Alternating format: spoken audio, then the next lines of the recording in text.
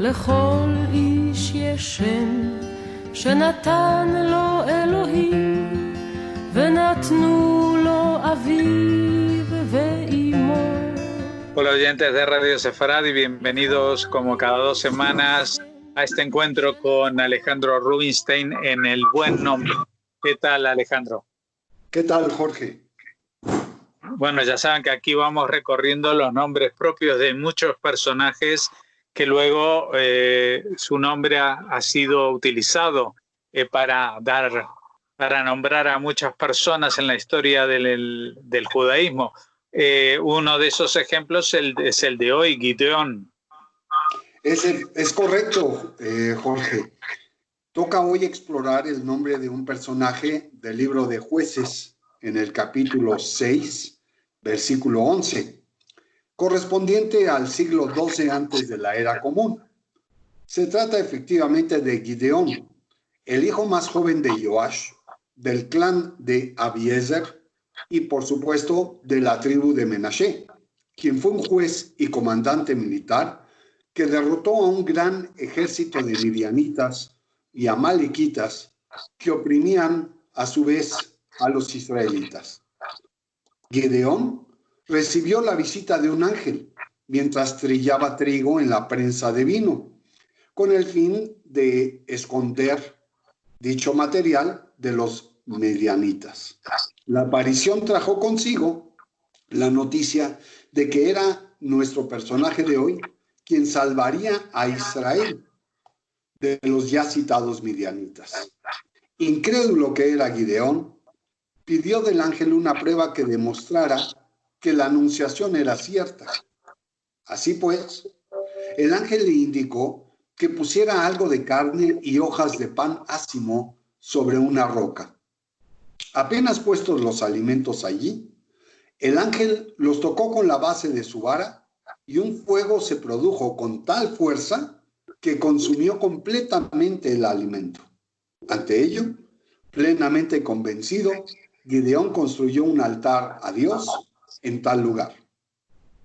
Era esa una etapa de la historia del Medio Oriente en donde abundaba la creencia en dioses paganos. Por ello, Hashem asignó a Gideón la tarea de destruir el altar que había construido su padre a la deidad Baal y a talar la arboleda cercana.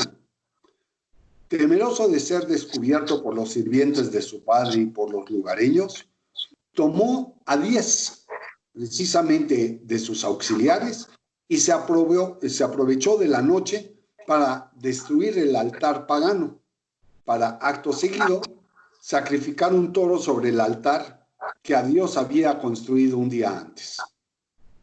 Ante la destrucción del altar, sus seguidores pidieron a Joash que les entregara a Gideón su hijo para matarle. Evidentemente Joash no lo entregó y en cambio le dijo a los ofendidos que quien rogara por Baal sería matado. A partir de ese día, Gideón adquiere un nombre adicional que es el de Yerubbaal y cuyo significado es dejar a Baal contender con él. Los conflictos bélicos entre midianitas, amalequitas e Israel no cesaban.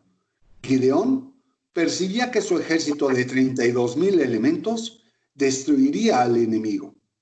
Ante ello, Dios le instruyó a reducir sus huestes, dejando francos a quienes temían de la batalla por venir. De esta manera, se quedó con 20,000 soldados a su servicio en la zona de Jaró.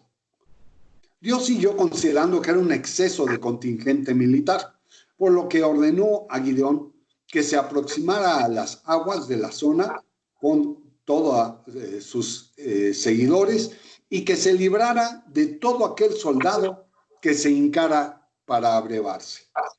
El resultado fue que se quedó con apenas 300 elementos, a quienes dividió en 3 contingentes de 100 personas cada uno y mediante el empleo de trompetas inició su ataque por 3 flancos, derrotando a sus enemigos, teniendo como resultado fatal el que hayan caído 120,000 midianitas ante tan pequeño grupo de guerreros.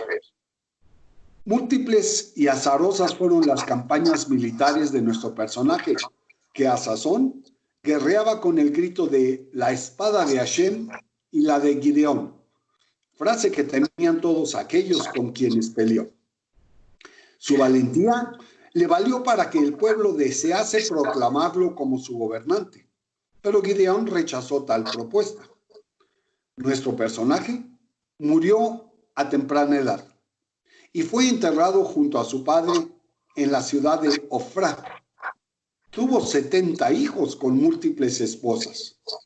Y es importante resaltar que uno de sus hijos fue Abimelech, quien fue producto de su relación con una concubina en la ciudad de Shem.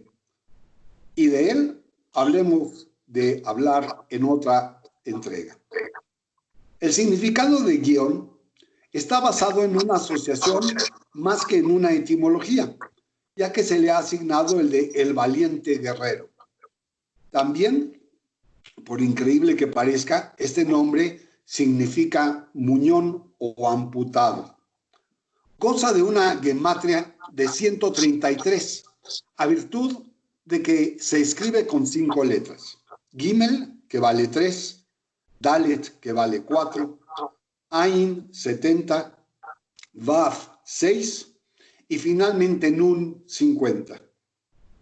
Por ello, las frases que bien se ajustan a su numeralia son Gadol bemoach ubelev, una persona grande en su cabeza, en su pensamiento y en su corazón. Hu plai, una persona excepcional.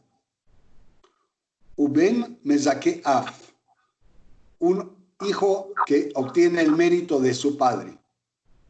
Que misbeach le Hashem, como un altar, y más que como, un altar hacia Dios. Le nadif halev, aquella persona que entrega su corazón. Y finalmente Mazaleinu, la suerte o el destino del pueblo de Israel, que ahí estaba definiéndose. Desde el punto de vista cabalístico, el nombre tiene como predominancia el fuego, pues Gimel y Dalet, esos son. Ain y Vav son tierra, y finalmente Nun es agua. Nada más adecuado que el fuego para un jefe de fuerzas armadas. Poco se puede decir sobre la popularidad de este nombre, pero lo que sí es sobre que su invocación conduce a operativos castrenses, al igual que el de los 300 espartanos de las Termópilas, pues tal como Gideón, se han convertido en un símbolo del éxito militar de una pequeña fuerza de élite contra las abrumadoras cuotas numéricas. El poema de Almería del siglo XII invoca la fuerza de Sansón y la espada de Gideón en el contexto de la reconquista de Almería, dirigida por Ponce Giraldo de Cabrera en el año de 1147.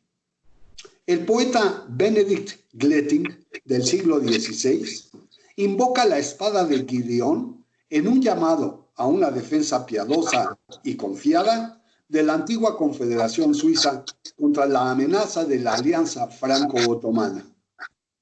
La narrativa de Gideón fue invocada por el comandante escocés del movimiento Covenanter de nombre Archibald Strachan, antes de la batalla de Carbisdale en el año 1650.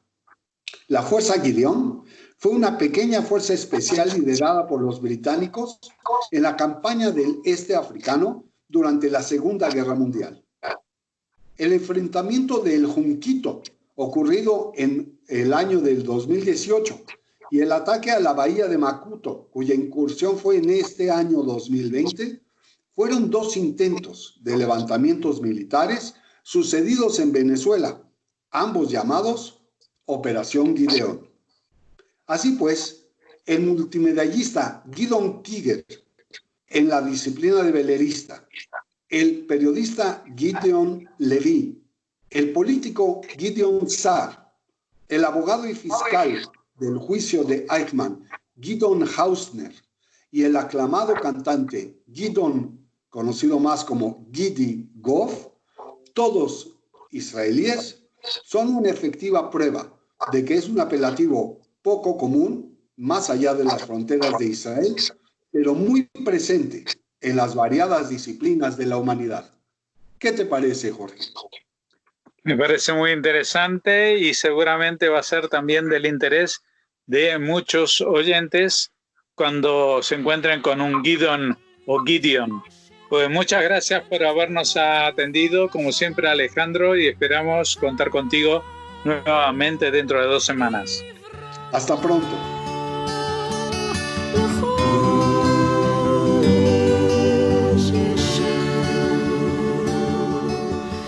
Oh